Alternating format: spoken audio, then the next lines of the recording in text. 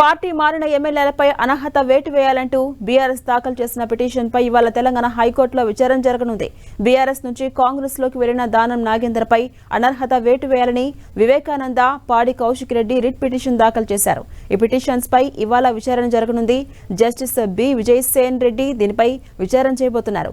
పిటిషనర్ల తరపు సీనియర్ న్యాయవాది ఆర్యమ సుందరం తమ పిటిషన్స్ పై చర్యలు తీసుకోవాలని గత విచారణ సందర్భంగా తెలిపారు. ఎమ్మెల్యేలు తెల్లం వెంకట్రావు, కడియం శ్రీహరి, దానం నాగేందర్ పై అనర్హత వేటు వేసేలా అసెంబ్లీ స్పీకర్ ఆదేశించాలని కోరుకున్నారు. ఇక అనర్హత పిటిషన్లపై నిర్ణీత గడువులోగా నిర్ణయం తీసుకోవాలని ఆయా స్పీకర్లను సుప్రీంకోర్టు ఆదేశించినప్పుడు మహారాష్ట్ర, మణిపూర్లకు సంబంధించిన కేసుల్లో ఇటీవల 2 సుప్రీంకోర్టు తీర్పులను న్యాయవాది విచారణ సందర్భంగా గుర్తు చేశారు.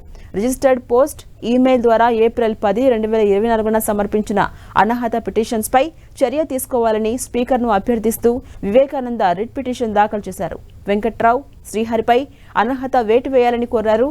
దానం నాగేందర్పై అనర్హత వేటు వేయాలని కౌశిక్ రెడ్డి వేరువేరుగా రిట్ పిటిషన్ దాఖలు చేశారు.